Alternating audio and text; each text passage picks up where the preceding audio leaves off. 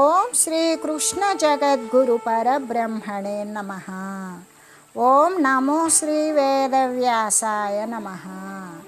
ఓం మద్గురు శ్రీ పూర్ణానంద స్వామినే నమః. ఓం శుక్లాంబరధరం విష్ణుం శశివర్ణం చతుర్భుజం ప్రసన్నవదనం ధ్యాయేత్ సర్వవిఘ్నోపశాంతయే. ఓం వ్యాసాయ విష్ణురూపాయ వ్యాసరూపాయ విష్ణవే నమో వై బ్రహ్మనిధయే వాసిష్ఠాయ నమో నమః. ఓం నారాయణం నమస్కృత్య నరం చైవ నరోత్తమం దేవీం సరస్వతీం వ్యాసం తతో జయముదీరయే. శ్రీ భగవద్గీత మోక్ష సన్యాస యోగము. అమూల్యమైనటువంటి మానవ జీవిత కాలాన్ని పూర్తిగా ప్రయోజనరహితంగా గడిపివేసేటువంటి వారు వాస్తవానికి సంసార దుఃఖ సౌధ ప్రాంగణమున అడుగు వేసినటువంటి వారే అవుతారు. ఎలాగంటే ఈ పుట్టుక చావు పరంపరారూపమైనటువంటి ఈ సంసారానికి కారణమైన అజ్ఞాన రూప బీజము తామసమైనటువంటి ఈ సుఖాలను అవలంబించడం చేత నశించకుండానే ఉంటుంది కాబట్టి ఇంకా కూడా బలపడిపోతుంది. కాబట్టి అటువంటి సుఖము అత్యంత ప్రమాదముతో ఉత్పన్నమైనది అవుతూ ఉండడం చేత వాటిని అన్నింటినీ పూర్తి స్థాయిలో వదిలివేయవలసిందే. కాబట్టి భగవానుని ఈ యొక్క సార వస్తువును గురించి తెలియజేసినటువంటి జ్ఞానాన్ని గ్రహించాలి. ముముక్షువులు ఇటువంటి అంటే మోక్షాన్ని పొందాలి అనుకునేటువంటి వారు ఈ తామసికమైన రాజసికమైనటువంటి సుఖాలను రెండింటినీ కూడా విడిచివేయాలి. సాత్వికమైనటువంటి సుఖాన్నే అవలంబించాలి. శ్రేయస్సును పొందాలి. తామస సుఖము యొక్క లక్షణము నిద్ర, సోమరితనము, అజాగ్రత్త. వీటి వలన కలిగేటువంటిది తామసికమైనటువంటి సుఖం. ప్రారంభించినప్పుడు అనుభవించిన తర్వాత కూడా తనకు మోహాన్ని, భ్రమను, అజ్ఞానాన్ని కలగజేసేటువంటి సుఖం ఏదైతే ఉన్నదో అదే కదా తామసికమైనటువంటి సుఖము అని చెప్పబడుతుంది. అయితే ఈ సత్వగుణము, రజోగుణము, తమో గుణము మొదలైన ఈ మూడు గుణాలతో కూడి ఉండనటువంటి వస్తువు ఈ ముల్లోకాల యందు ఏదీ లేదు అని తెలియజేస్తూ, అంటే మాయ నుండి ఉత్పన్నమైనటువంటి ప్రకృతి నుండి పుట్టినటువంటి ఈ మూడు గుణాలతో కూడి ఉండనటువంటి వస్తువు ఈ భూలోకమున కానీ, స్వర్గమందు కానీ, ఇంకా పాతాళ లోకమునందు కానీ ఎక్కడా లేదు కదా. ఈ స్వర్గమర్త్య మరి పాతాళ ఈ లోకాలలో ఉన్నటువంటి ప్రతి వస్తువు కూడా సత్వగుణముతో, రజోగుణముతో, తమో గుణముతో ఈ మూడు గుణాలతో కూడి ఉండేటువంటివే. ఆ గుణాలతో కూడి ఉండనటువంటి వస్తువు జీవించి ఉండగానే మరి ముక్తత్వాన్ని పొందినవాడు తప్ప ఇక ఈ ప్రపంచంలో మరొక వస్తువు మూడు గుణాలు లేకుండా ఎవ్వరూ ఉండరని జీవన్ముక్తులకు మహనీయులు తప్ప తక్కిన వారంతా కూడా ఏదో ఒక గుణముతో కానీ అనేక గుణాలతో కానీ కూడి ఉన్నవారే. కాబట్టి స్వర్గంలో ఉన్నవారు కూడా మూడు గుణాలతో కూడి ఉన్నటువంటి వారే అనే చెబుతూ వాని నుండి విడుదల పొందినటువంటి వారు కాదు అనే కదా భగవానుడు స్పష్టంగా తెలియజేశారు. కాబట్టి వారందరూ కూడా బంధమున ఉన్నటువంటి వారే. వారు కూడా ఎప్పటికైనా సరే ఈ జ్ఞాన సంపదను పొంది గుణరహితులు, ముక్తులు కావలసి ఉన్నటువంటి వారే అని చెప్పడం చేత ఈ మూడు గుణాలకు కూడా ఉత్పత్తి స్థానం ఏమిటి అంటే ప్రకృతేగా. ప్రకృతి లేకపోతే మాయ అంటే అజ్ఞానము. ఉన్నది ఒకటైతే ఒకటిగా తెలుసుకోబడడం, అక్కడ ఉన్నది పరమాత్మే అయితే అజాగత్తుగా గుర్తించడం అనే కదా మనకి జ్ఞానము లేకపోతే అజ్ఞానమే నిండి ఆవరించి ఉంటుంది కదా. ఈ మూడు గుణాలలో ఏది ఉన్నప్పటికీ కూడా వారింకా ప్రకృతితో కూడి ఉన్నటువంటి వారే అనే కదా మనకు అర్థమైపోతూ ఉన్నది. కాబట్టి ఈ రజోగుణము, తమో గుణాలని అదనమైనటువంటి బలవంతమైన దృఢమైనటువంటి ప్రయత్నము చేత అభ్యాసము చేయాలి. ఆ అభ్యాసం దృఢపడడం చేత దానిని దాటివేయాలి. రజస్సుని, తమస్సుని కూడా సత్వగుణం దగ్గరకు రావాలి. అలా వచ్చి క్రమంగా సత్వగుణాన్ని కూడా అతిక్రమించి గుణాతీత ఆత్మస్థితిని పొందాలి. అదే కదా మోక్షము అంటే. అందుకే సత్వరజస్తమో గుణాలు అనే ఈ మూడు గుణాలు దేని నుండి ఉత్పన్నమైనవి అంటే ప్రకృతి నుండే ఉత్పన్నమైనవి. మాయ నుండి అజ్ఞానము నుండే ఉత్పన్నమైనవి. ఈ గుణాలతో కూడినటువంటి వస్తువు ఏదైనా ప్రపంచంలో ఉన్నదా అంటే ఏదీ లేదు, ఒక జీవన్ముక్తుడు తప్ప. ఇటువంటి స్థితి ఈ లోకమందేనా లేకపోతే ఇతరత్ర లోకాల యందు కూడానా అంటే స్వర్గము, మరి మర్త్యలోకము, స్వర్గలోకము, భూలోకము, పాతాళలోకము, ఇతర లోకాల యందు కూడా, దేవతల యందు కూడా ఇదే పరిస్థితి, గుణాలతో కూడి ఉన్నటువంటి పరిస్థితి. అయితే లోకంలో జనులకు వారి వారి గుణాలను బట్టి కర్మలు అనేటువంటివి విభజింపబడినవి కదా. వాటిని గురించి తెలియజేస్తూ బ్రాహ్మణ క్షత్రియ విషాం శూద్రాణాంచ పరంతప కర్మాణి ప్రవిభక్తాని స్వభావ ప్రభవై గుణై. ఎలాగంటే శత్రువులనందరినీ కూడా తపింపజేయగలిగినటువంటి ఓ అర్జున, బ్రాహ్మణులు, క్షత్రియులు, వైశ్యులు, శూద్రులకు వీరందరికీ కూడా వారి వారి గత జన్మల నుండి ఇంకా అంతకుముందు ఉన్నటువంటి జన్మల నుండి కూడా కొన్ని సంస్కారాలు అనేవి అనుసరిస్తాయి. అలాంటి జన్మాంతర సంస్కారమును అనుసరించినటువంటి స్వభావం వలన, స్వభావము అంటే ప్రకృతే కదా, ఆ ప్రకృతి వలన పుట్టినటువంటి గుణాలను బట్టి కర్మలు వేరువేరుగా విభజింపబడి ఉన్నవి. అంటే మనకి ఇంతకుముందు 4వ అధ్యాయమైనటువంటి జ్ఞానయోగంలో కూడా 13వ శ్లోకమునందు కూడా 4 రకాలైనటువంటి ఆ చాతుర్వర్ణ్యాలను గురించి కూడా తెలియజేశారు.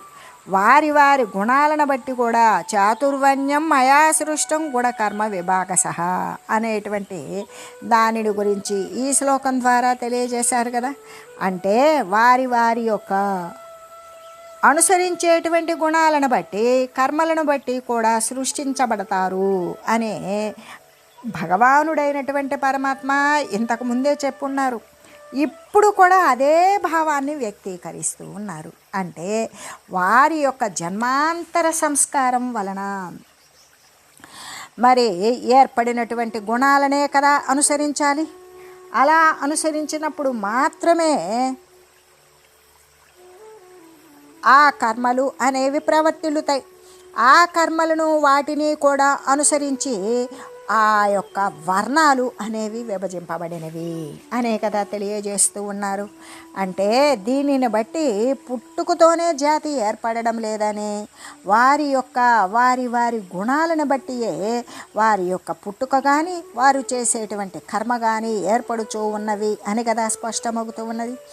ఇటువంటి పరిస్థితి యందు ప్రతి ఒక్కరికి కూడా ఉన్న ప్రదేశం నుండి ఊర్ధ్వంగా ఉండేటువంటి స్థితికి, ఉన్న స్థితి నుండి ఉన్నతమైన స్థితికి పోవడానికి అవకాశం అనేది లభిస్తూ ఉన్నది కదా. అంటే జన్మన నీచ జాతి యందు పుట్టినప్పటికీ కూడా వాడు పుట్టుకతో ఒకవేళ స్వల్పమైన అల్పమైన నీచ కులమునందు పుట్టినప్పటికీ కూడా వారి వారి కర్మల యొక్క శుద్ధత్వము చేత పారమార్థికమైనటువంటి పారమార్థిక చింత చేస్తూ పరమాత్మతత్వాన్ని అనుసరించేటువంటి సాధనలు కనుక అతిశయిల్లినప్పుడు వానికి పవిత్రత అనేది చేకూరుతుంది కదా.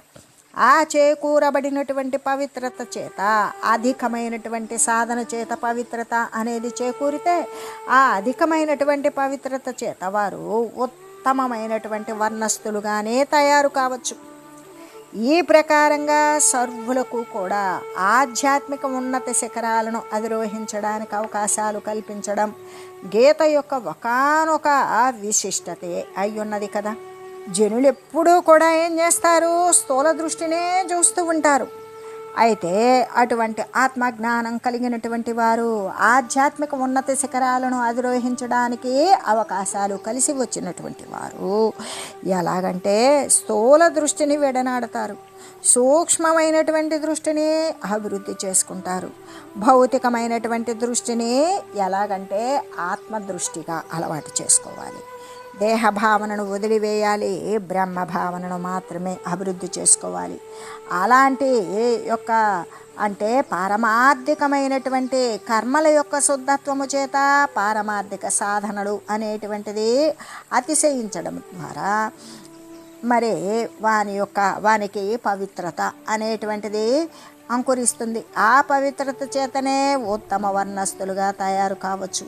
ప్రతి ఒక్కరికి కూడా ఊర్ధ్వస్థితికి పోవడానికి అవకాశం అనేది లభిస్తుంది. ఈ ప్రకారంగానే అందరికీ కూడా ఆధ్యాత్మిక ఉన్నత శిఖరాలను అధిరోహించడానికి అవకాశాలు కల్పించడం అనేటువంటిది భగవద్గీత యొక్క ఒకానొక విశిష్టమైనటువంటి గుణమై ఉన్నది కదా అని చెబుతూ, భౌతికమైనటువంటి దృష్టిని విడనాడాలి అని చెబుతూ, పూర్వము మిథిలా పట్టణంలో జనక మహారాజు ఉన్నాడు కదా. ఆ మిథిలకు రాజు అంటే జనకుడు అనే విషయం మనందరికీ తెలిసినటువంటి విషయమే. ఆయన చక్కగా రాజ్య పరిపాలన చేస్తూ ఉన్నాడు. ప్రజల యొక్క క్షేమమే తన క్షేమంగా భావించుకుంటాడు. వారికి శ్రేయస్సుని ఇస్తూ ఇక ప్రశాంతంగా కాలాన్ని గడుపుతూ ఉన్నాడు. పూర్వజన్మ పుణ్య సంస్కారము చేత మహారాజుకి పారమార్థికమైనటువంటి జిజ్ఞాస ఎక్కువగా ఉన్నది. అలా పారమార్థికమైన జిజ్ఞాస మిక్కుటంగా కలగడం చేత అప్పుడప్పుడు కూడా బ్రహ్మవిష్ఠుల యొక్క సమావేశాలు, ఆ బ్రహ్మనిష్ఠుల యొక్క వారితో ఇష్టాగోష్ఠి, పండిత పరిషత్తులు మొదలైనవన్నీ కూడా జరుపుతూ ఉంటాడు. బ్రహ్మజ్ఞానులను పండితులను కూడా యథారీతి సత్కరిస్తూ కూడా ఉంటాడు. ఒకనాడు ఆ జనక చక్రవర్తి తన ఆస్థానమునందు ఒక పెద్ద సభ అనేటువంటిది ఏర్పాటు చేశాడు. ఆ సభకు సుదూర ఎక్కడెక్కడో ఉన్నటువంటి దూర ప్రాంతాల నుండి కూడా చాలామంది పండితులు, విద్వాంసులు, చాలామంది గొప్పవారంతా వచ్చారు. సభ అంతా కూడా అస్సలు దిగ్విజయంగా కొనసాగుతుంది. పాండిత్యానికి సంబంధించినటువంటి గొప్ప అంశాలను గురించి అక్కడ వాదోపవాదాలు కూడా జరుగుతూ ఉన్నవి. ఆ సభకు మైథిలేశుడు ఏం చేశాడంటే తన గురుదేవుడైనటువంటి అష్టావక్ర మునీంద్రుడిని కూడా ఆహ్వానించాడు. అష్టావక్ర మునీంద్రుడు కొద్దిగా ఆలస్యంగా సభకు వచ్చాడు. సభాభవనంలోకి అతడు వచ్చేసరికి పండితులందరూ కూడా ముందుగానే అక్కడ హాజరై ఉన్నారన్నమాట. ముందుగానే వచ్చేసి ఉన్నారు. ఆ జనకుని యొక్క సభాభవనం అంతా కూడా ఆ పండిత ప్రాకాండుల చేత కిటకిటలాడిపోతుంది. అష్టావక్రుడు ఏం చేశాడంటే ఆ పండితుల మధ్య గుండా మెల్లగా నడుస్తూ వస్తూ ఉన్నాడు. జనక మహారాజు ఆయనకు స్వాగతం ఇచ్చాడు, సత్కరించాడు. ఉన్నతమైనటువంటి ఆసనం మీద అష్టావక్ర మునీంద్రుడిని కూర్చోబెట్టాడు. అప్పుడు అష్టావక్రుని ముఖాన్ని చూసి అక్కడ ఉన్నటువంటి పండితులందరూ కూడా పక్కున నవ్వారు. వారు నవ్వడాన్ని చూసినటువంటి అష్టావక్రుడు కూడా ఏం చేశాడు, పక్క నవ్వాడు. ఈ చిత్రమంతా కూడా జనక మహారాజు ఆశ్చర్యంగా చూస్తూ ఉండిపోయాడు. సరే, పండిత సభ కొనసాగింది. మరి అట్లా యథావిధిగా కొనసాగి కొంత సమయం తర్వాత పరిసమాప్తం కూడా అయిపోయింది. పండితులందరినీ కూడా జనక మహారాజు యథోచితంగా సత్కారాన్ని చేశారు. వారంతా కూడా మహారాజు యొక్క సత్కారాన్ని పొంది తమ నివాసాలకు వెళ్ళిపోయారు. సభ అనేటువంటిది విరమించబడింది. తర్వాత జనక మహారాజు తన గురుదేవుడైనటువంటి అష్టావక్ర మునీంద్రుని ఏకాంతంగా వినయంతో ఇలా ప్రశ్నించాడు. ఓ మునీశ్వర, ఓ దేశికేంద్ర, తమరు పండిత సభలోనికి వచ్చినప్పుడు పండితులు మిమ్మల్ని చూసి నవ్వారు. మీ ముఖంలో ఉన్నటువంటి మార్పులను, వికారాలను చూసి బహుశా వారు నవ్వి ఉంటే ఉండవచ్చు. అయితే తమరెందుకు నవ్వారో నాకైతే అస్సలు బోధపడలేదు. కారణము తెలియజేయండి ప్రభు అని ప్రార్థించాడు. ఆ జనక భూపాలుని యొక్క ప్రశ్నకు అష్టావక్రుడు ఇలా సమాధానం ఇవ్వసాగాడు. నరేంద్ర, పండిత సభ అనేటువంటిది జరుగుతున్నది, తప్పక రావాలి అని మీరు నాకు కబురు చేశారు కదా.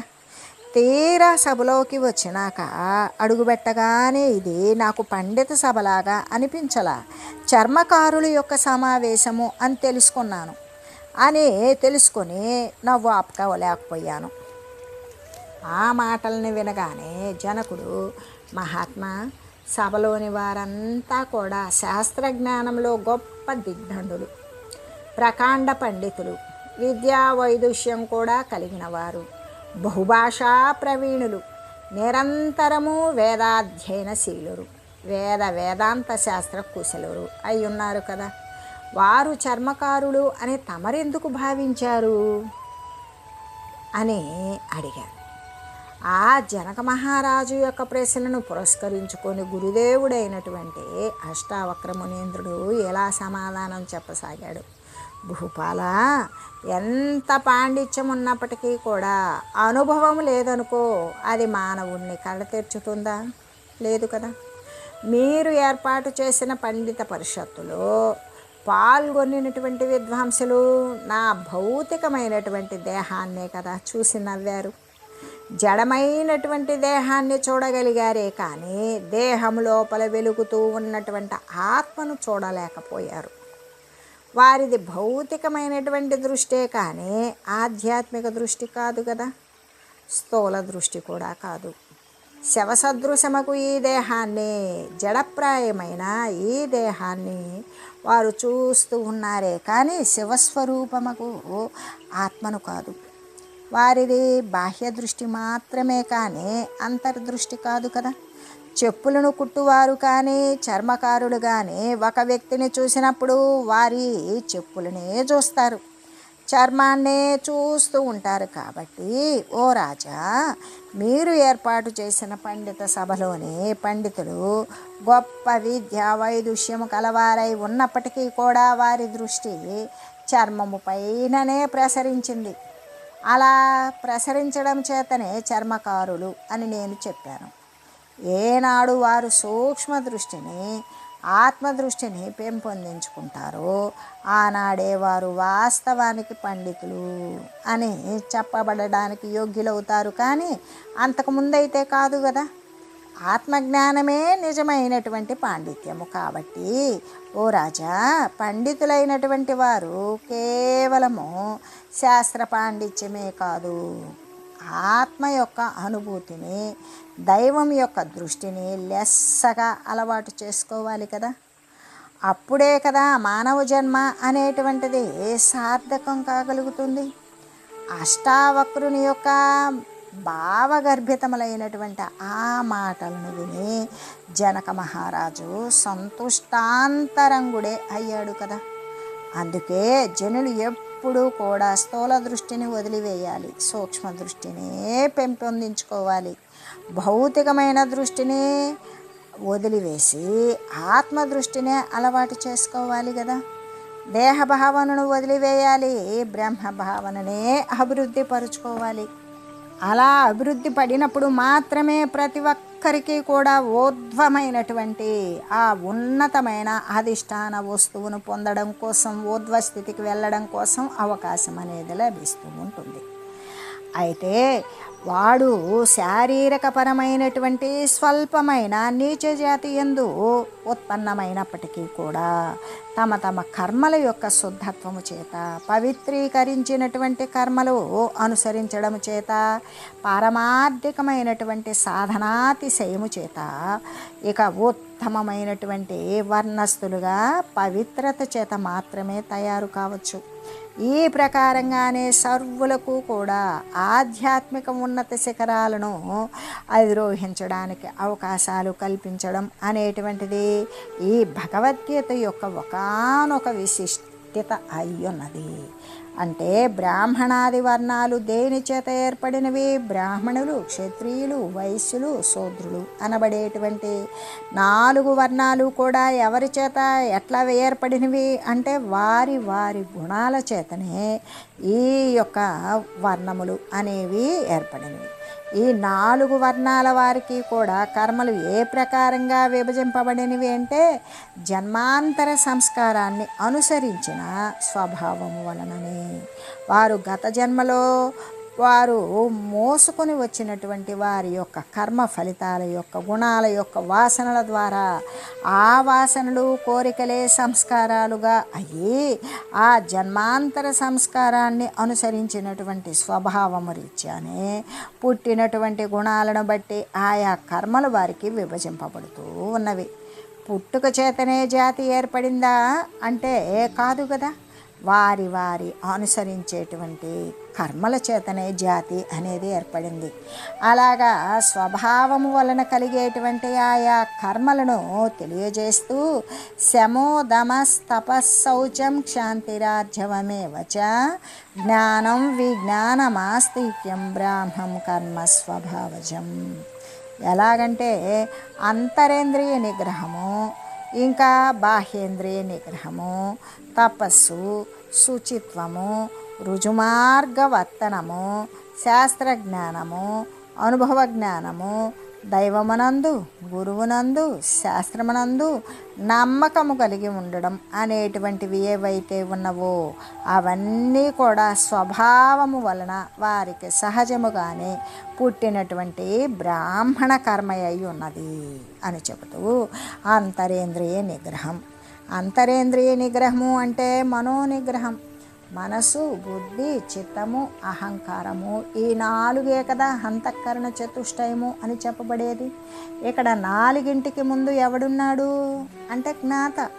ఏ జీవుడైతే ఉన్నాడో వాడు మనస్సుని శుద్ధంగా మార్చుకొని బుద్ధిని సునిశ్చయంగా ఆ పరమాత్మ వస్తువు తప్ప మరొకటి లేదని దృఢపడి నిశ్చయించుకొని ఆ పరమాత్మ ఆకారాన్ని చిత్తము ద్వారా చింతిస్తూ తర్వాత ఏ పరమాత్మ స్వరూపమైతే ఉన్నదో రెండవది లేదు కాబట్టి పరమాత్మ స్వరూపమే నేను అని భావించేటువంటిదే కదా ఈ యొక్క మనోబుద్ధి చిత్త అహంకారాలను కూడా నిగ్రహించడం అనేది. అందుకే ఇక్కడ అంతరేంద్రియ నిగ్రహం అంటే మనస్సు మానసేంద్రియాలను నిగ్రహించడమే కాదు బాహ్యేంద్రియాలను కూడా నిగ్రహించాలి. బాహ్యేంద్రియాలు అంటే జ్ఞానేంద్రియాలు, కర్మేంద్రియాలు. ఈ విధంగా అంటే చెవి, చర్మం, కన్ను, నాలుక, ముక్కు, నోరు, చేతులు, కాళ్ళు, ఇంకా కూడా మలమూత్ర విసర్జన అవయవాలు ఏవైతే ఉన్నవో ఈ 10 బాహ్యేంద్రియాలు అంతఃకరణ చతుష్టయము అనేటువంటిది ఎప్పుడైతే మానసేంద్రియాలు వచ్చి జ్ఞానేంద్రియాలలో చొప్పించబడినప్పుడే జ్ఞానేంద్రియాలు క్రియానురతాలు అవుతాయి. అలాగే కర్మేంద్రియాలలో చూపించినప్పుడు మాత్రమే ఆ క్రియలు అనేవి సానుకూలపడతాయి. అసలు మానసేంద్రియాలు అనేవి అవే నిగ్రహించబడినప్పుడు అవి జ్ఞానేంద్రియాలలో కర్మేంద్రియాలలో చూపించలేవు కాబట్టి అవి అప్పుడు అవన్నీ కూడా ఎప్పుడైతే ఆంతరంగికంగా అంతరేంద్రియాలు అనేవి నిగ్రహించబడినవో దానిని అనుసరించి ఈ యొక్క జ్ఞానేంద్రియ కర్మేంద్రియాలు కూడా చక్కగా నిగ్రహించబడతాయి. శమము ఏర్పడిందా దానిని అనుసరించి బాహ్యేంద్రియాలైన ఈ 10 ఇంద్రియాలు కూడా నిగ్రహించబడతాయి. అదే ధమము. కాబట్టి ఈ యొక్క అంతరేంద్రియ నిగ్రహము, మనోనిగ్రహము, బాహ్యేంద్రియ నిగ్రహము, అంతేకాకుండా తపస్సు శారీరక ఇంద్రియాలను తప్పింపచేయడం. అలా తపస్సుతోటి శుచిత్వము అనేది వస్తుంది. బాహ్యాభ్యంతరమైనటువంటి శుచిత్వము మలినముతో మురికితో అనేక దోషాలతో కూడి ఉన్నటువంటి దృశ్య పదార్థాన్ని అంటకుండా సంబంధం లేకుండా సంగం విడిచి ఉన్నటువంటి శుచి స్థితి ఏదైతే ఉన్నదో పరమాత్మతత్వమే సత్యము నిత్యము శాశ్వతమని తెలిసి పరమాత్మతత్వాన్ని అంటి ఉన్నటువంటి స్థితి దృశ్య సంబంధమైన మార్పులతో కూడి వచ్చి పోయేటువంటి స్థితి కలిగి స్థిరము లేనటువంటి దానిని మరి వదిలివేసినప్పుడు అది కదా శుచిత్వము అనేది. అలాగా ఇక రుజుమార్గవర్తనము ఏదైతే నేరుగా వెళ్ళేటువంటిది రెండవది లేనిది కేవలం పరమాత్మయే సర్వేక సమస్తము కూడా ఏకరస మాత్రమే సదా సర్వత్రా సర్వవ్యాపకంగా ఉన్నటువంటిది మరి అద్వైతమైనటువంటి అధిష్టాన వస్తువైనటువంటి ఆ మార్గాన్ని అనుసరించడమే రుజుమార్గవర్తనం. ఇంకా ఆ మార్గాన్ని గురించి శాస్త్రం ద్వారా అధ్యయనం చేసి శాస్త్రము ద్వారా పొందటం శాస్త్రజ్ఞానం. ఆ శాస్త్రజ్ఞానము రుజుమార్గవర్తనము ఇటువంటి వాటి ద్వారా ఇంద్రియాలను తప్పింపచేయడము, ఇంద్రియాలను నిగ్రహించడము, ఇంద్రియాలను తప్పింపజేయడము, అంతర్బహిర్వ్యాపకంగా శుచిత్వము కలిగి ఉండడము, రుజుమార్గ వర్తనము కలిగి ఉండడము, తాను దేని నుండి వచ్చాడు, పరమాత్మ నుండి జాలివారాడు, తన స్థానం పరమాత్మ స్థానమే అనేటువంటి మార్గ ప్రవేశం చేసి ఎల్లవేళలా కూడా పరమాత్మ కోసమే అన్వేషిస్తూ పరమాత్మను పొందాలనే తపనతో ఉండేటువంటిది కోసం శాస్త్రాన్ని అనుసరించడం, శాస్త్రంలో చెప్పినట్లుగానే ఇక ఏ విధంగా అంటే ప్రయోగాత్మకమైనటువంటి నిరూపణ కోసం అనుభవ జ్ఞానాన్ని పొందడం. ఈ విధంగా దైవమునందు కానీ, గురువునందు కానీ, శాస్త్రమునందు కానీ నమ్మకము కలిగి ఉండాలి. ఇలా కలిగి ఉన్నటువంటి వాడు అంటే శాస్త్రాన్ని అనుసరించినప్పుడు సద్గురువును ఆశ్రయించు అని చెప్తుంది. శాస్త్ర ప్రమాణం కొంతవరకే అయి ఉంటుంది.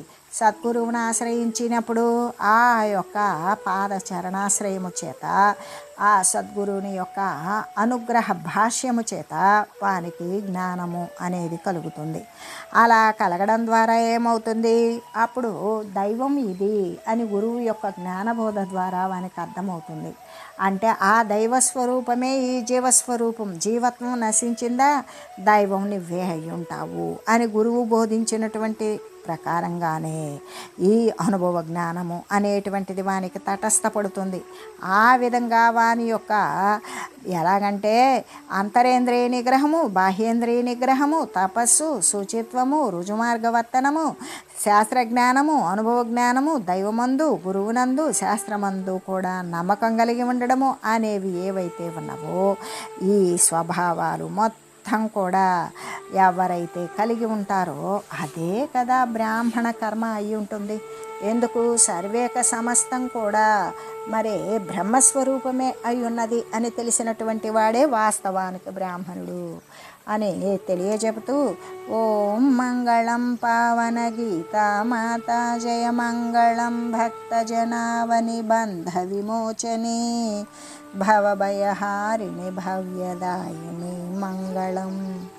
ఓం మంగళం శ్రీ కురుక్షేత్ర రణక్షోణి విహారిణే, పార్థసారథి రూపాయ గీతాచార్యాయ మంగళం. ఓం మంగళం మహత్.